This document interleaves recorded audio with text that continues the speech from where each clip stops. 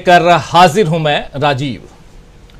प्रधानमंत्री नरेंद्र मोदी की महत्वाकांक्षा आप सब जानते हैं कि विश्व गुरु बनने की है, लेकिन अभी देश के सियासी हाल बता रहे हैं कि उनका ये ख्वाब पूरा होना शायद मुश्किल है, क्योंकि अभी तो पीएम नरेंद्र मोदी की कुर्सी ही डगमगाती हुई दिख रही है।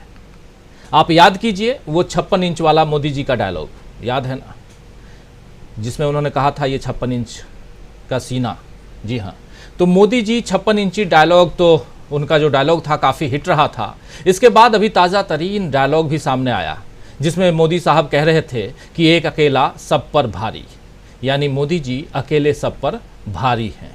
ज़रा इस डायलॉग को सुन लेते हैं, क्योंकि ताज़ा तरीन है, आप लोग सुन चुके हैं पहले। आज अचानक मोदी जी का नाम क्यों ले रहा हूं, आगे धीरे धीरे जब बढ़ेंगे तो आप समझेंगे। और हम लिख भी रहे हैं कि फंस गई है पीएम मोदी की कुर्सी, कैसे उनकी कुर्सी फंसी हुई है ये भी समझने की कोशिश करते हैं। सुनिए ज़रा। सभापति जी, देश देख रहा है, देश देख रहा है, एक अकेला कितनों को भारी पड़ रहा है, एक अकेला कितनों को भारी पड़ रहा है। अरे नारे बोलने के लिए भी, नारे बोलने के लिए भी उनको बदल करना पड़ता है।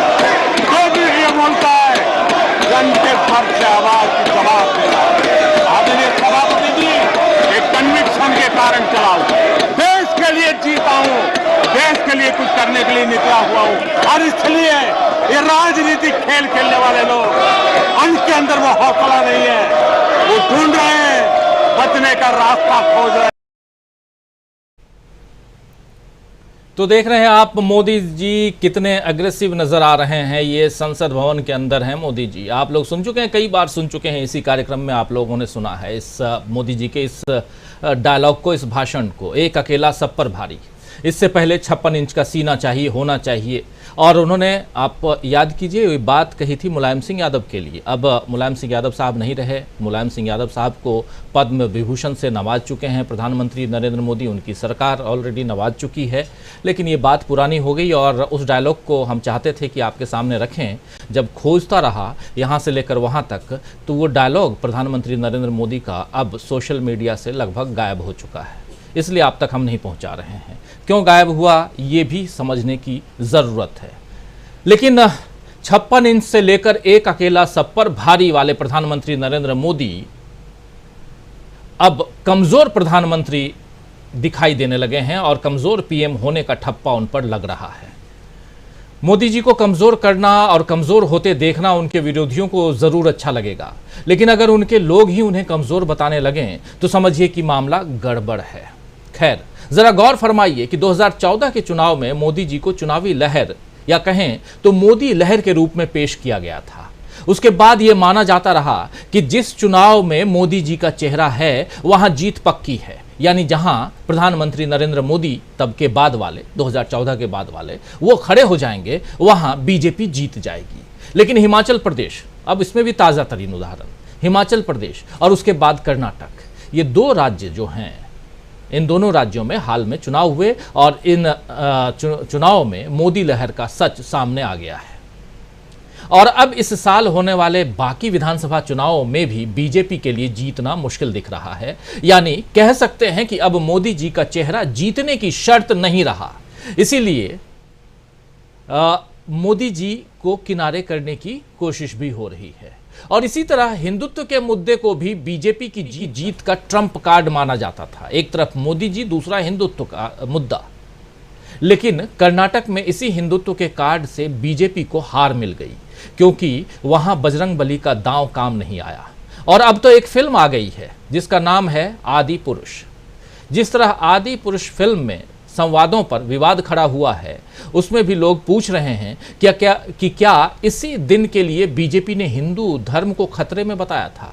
क्या ऐसी बातें सुनने के लिए हिंदुत्व का जाल बिछाया गया था? ये बीजेपी से लोग पूछ रहे हैं, बीजेपी के ही समर्थक भक्तगण। आपको बता दूं कि इस फिल्म में हनुमान जी यानी बजरंगबली के जो डायलॉग हैं वो किसी गली के गुंडे की तरह बताए गए हैं।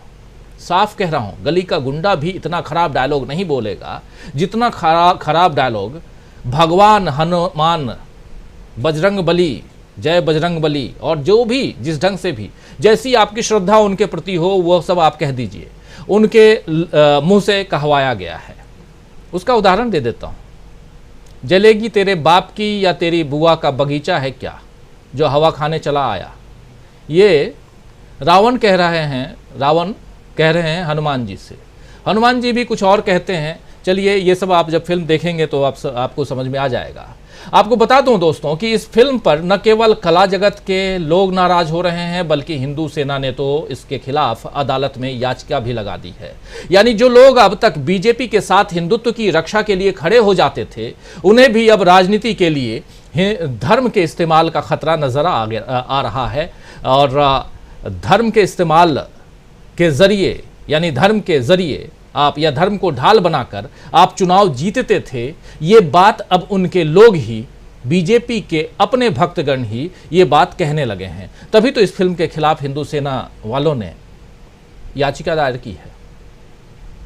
बीजेपी अपनी मजबूती दिखाने के लिए, आप जानते हैं कि अक्सर ये बताती है कि दुनिया में मोदी जी की कितनी वाहवाही होती है, वैश्विक नेता उन्हें कितना सम्मान देते हैं, अमेरिका के राष्ट्रपति उनसे ऑटोग्राफ मांगते हैं, ऑस्ट्रेलिया के प्रधानमंत्री उनको बॉस कहते हैं, रॉक स्टार कहते हैं।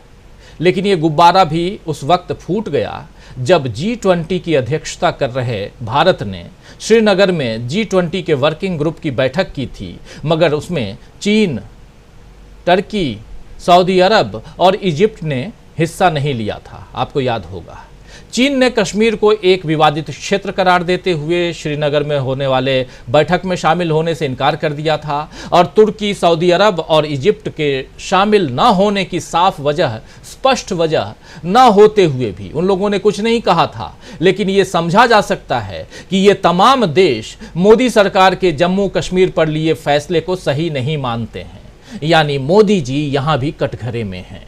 अब मोदी जी अमेरिका से होते हुए 24 और 25 जून को इजिप्ट जाने वाले हैं, कायरो, इजिप्ट की राजधानी। लेकिन क्या इससे वैश्विक स्तर पर उनका समर्थन बढ़ेगा या अरब लीग के देशों के बीच उनकी छवि सुधरेगी, यह देखना होगा। जिस इजिप्ट ने श्रीनगर आने से मना कर दिया G20 की अध्यक्षता कर रहे भारत की पहल पर, उस इजिप्ट में प्रधानमंत्री नरेंद्र मोदी, हालांकि उनके राष्ट्रपति के इनविटेशन पे जा रहे हैं, और आप याद कीजिए कि इसी साल 26 जनवरी को इजिप्ट के राष्ट्रपति हमारे यहाँ पे भारत में अतिथि थे, मुख्य अतिथि थे। वैश्विक मोर्चे पे चुनौतियों का सामना हमारे प्रधानमंत्री कर रहे हैं, और इधर घरेलू मोर्चे पर भी बड़े संकट से प्रधानमंत्री नरेंद्र मोदी गुजर रहे हैं। मणिपुर पर बहुत सारी बातें होती हैं। कई हमारे साथी कहते हैं कि आप सिर्फ राहुल राहुल करते हो, मणिपुर की बात ही नहीं करते हो।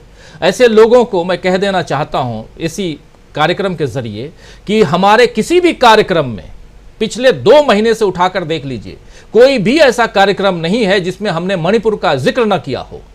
आप महाराज जिनको तकलीफ है वो हमारे पूरे प्रोग्राम को देखा कीजिए।